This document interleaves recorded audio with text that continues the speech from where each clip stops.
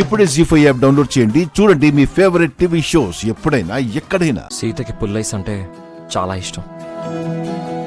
మా మొదటి పరిచయంలోనే సీత నాకు పుల్లైస్ తినిపించింది. ఎస్ ఎస్ అక్కడే నాకు డౌట్ వచ్చింది రామ్.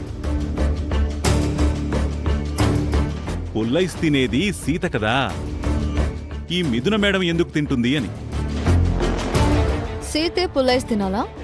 నేను తినకూడదా? పుల్లైస్ పై ఆ సీతకు పేటెంట్ రైట్స్ ఏమైనా ఉన్నాయా? అలా కాదు మేడం, అమెరికా నుంచి వచ్చిన మీరు పుల్లైస్ తినడం ఆశ్చర్యంగా ఉంది. ఆశ్చర్యంగా ఉందా లేక నేను సీత అని అనుమానంగా ఉందా? తను మిథున సార్, తనను అనవసరంగా మీరు సీతతో పోల్చొద్దు. అంటే రామ్, సీతా మిథున మేడంల పోలికలు ఒకటే, టేస్ట్లు కూడా ఒకటేనా అని. నేనెప్పుడు ఎక్స్పెన్సివ్ ఐస్ క్రీమే తింటాను, కానీ ఈ పుల్లైస్ టేస్ట్ ఎలా ఉంటుందో తెలుసుకోవాలి అనిపించింది. ఓ నాట్ బ్యాడ్, బాగానే ఉంది. కాస్ట్లీ ఐస్ క్రీమ్స్ తినే మీకు చీప్ పుల్లైస్ ఎందుకు తినాలనిపించింది మేడం? ఈ రామ్ వైఫ్ సీతకు పుల్లైస్ అంటే ఇష్టం అన్నాడు కదా. రామ్తో జర్నీ చేస్తూ తన వైఫ్ ఇష్టాన్ని నాకు టేస్ట్ చేయాలి అనిపించిందేమో. అలా కూడా అనిపిస్తుందా మేడం? మనం ఎవరితో జర్నీ చేస్తామో ఆటోమేటిక్గా వాళ్ళ టేస్ట్లు మనకు వస్తాయి. Let's go Ram.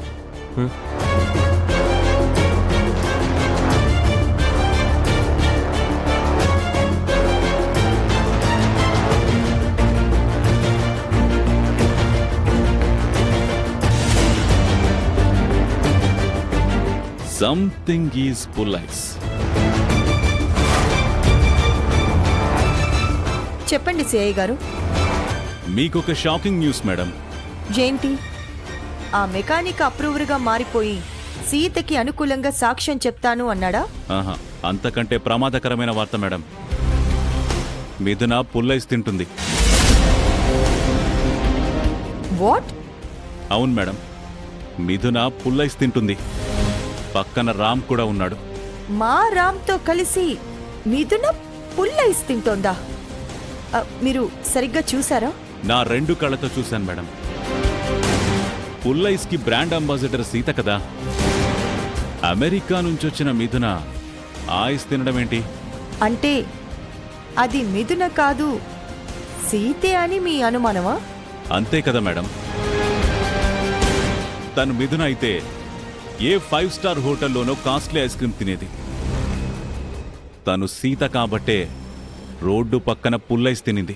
తను సీత అయితే పక్కన రామ్ ఉండగా ఆ తప్పు చెయ్యదు కదా సిఐ గారు. మిథునే సరదా కోసం పుల్లైస్ తినిందేమో. నాకెందుకో డౌట్గా ఉంది మేడం. ఎప్పుడూ పాలు తాగే హంస ఎంత దాహం వేసినా సరదా కోసమైనా నీళ్లు తాగదు కదా. మీకొచ్చిన అనుమానమే నాకు చాలా సార్లు వచ్చింది. తను మిథున లేక సీత అని ఎన్నోసార్లు టెస్ట్ చేసి చూశాను. వాళ్ళు ఒకరు కాదు, ఇద్దరు అని నాకు అనిపించింది. పైగా ఆ మధ్య శివకృష్ణ మా ఇంటికొస్తే మిథున లాగి పెట్టి కొట్టింది. సీత అయితే ఆ పని చేయదు కదా, కన్న తండ్రిని కొట్టదు కదా. ఓకే మేడం, నేను చెప్పాల్సింది చెప్పాను. మిథున విషయంలో మీరు తొందరపడి ఏ నిర్ణయానికి రాకండి.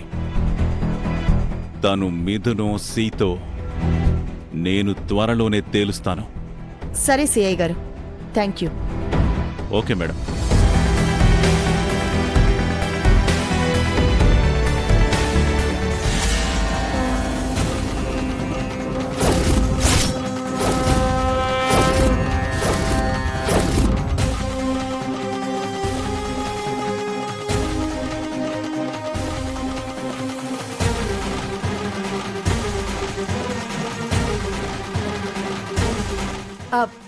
నువ్వెప్పుడొచ్చావురా? మిథునతో రామ్ బయటికి వెళ్ళాడా? ఇద్దరు కలిసి ఐస్ క్రీమ్ తింటున్నారా? అంతా వినేశావా? రామ్ నేను ఇష్టపడుతున్న మిథునతో తిరగటం ఏంటి? నా లవర్తో వాడికి పనేంటి? ఏదో ఆఫీస్ పని మీద రామ్ మిథునని కలిసుంటాడు. అంతకు మించి ఏం ఉండదు. ఆఫీస్ అని కవర్ చేయకు. మిథున నాది, నాకే సొంతం అవ్వాలి. మిథునని నేనే పెళ్లి చేసుకోవాలి. ఎప్పటికైనా మిథున నీదేరా. నీకు రామ్ పోటీ కాదు. రామ్ మనసులో అలాంటి ఉద్దేశం ఉండదు కూడా. ఏ ఉద్దేశం లేకపోతే మిథునతో ఎందుకు బయటికి వెళ్ళాడు? నేను మిథునని ఇష్టపడుతున్నట్టు రామ్కి తెలీదా? నువ్వు మిథునని ఇష్టపడు, ప్రేమించు, పెళ్ళాడు. రామ్కి ఎలాంటి అభ్యంతరం ఉండదు. ఈ మాట నువ్వు కాదు, రామ్ చెప్పాలి.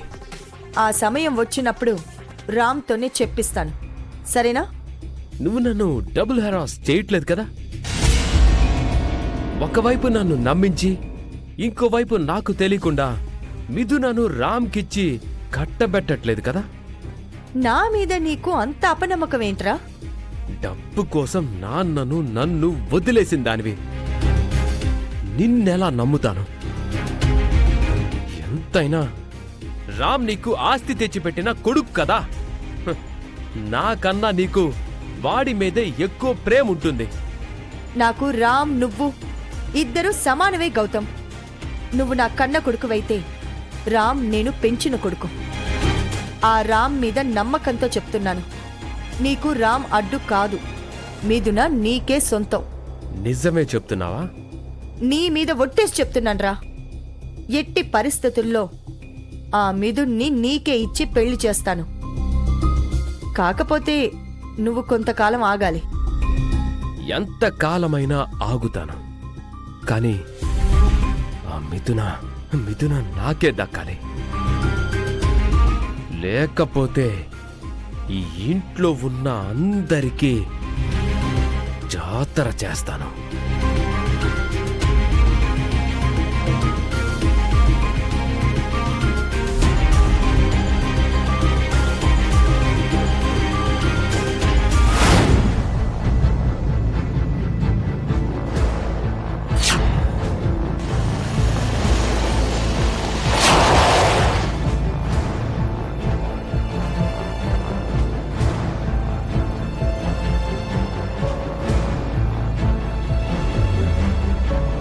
రామ్ వస్తున్నాడు.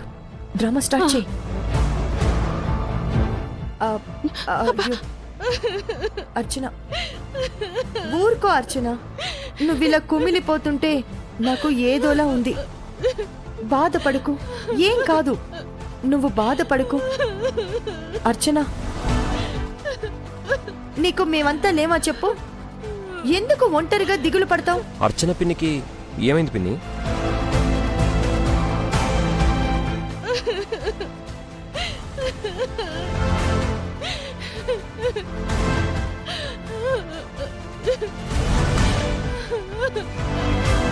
చెప్పు పిన్ని, దేనికి బాధపడుతున్నారు? ఏమైంది రామ్? అర్చన పిన్ని ఎందుకో బాధపడుతుంది డాడ్. కారణం అడుగుతుంటే చెప్పట్లేదు. జీ5 యాప్ డౌన్లోడ్ చేసి అన్ని ఎపిసోడ్స్ పూర్తి ఉచితంగా చూడండి.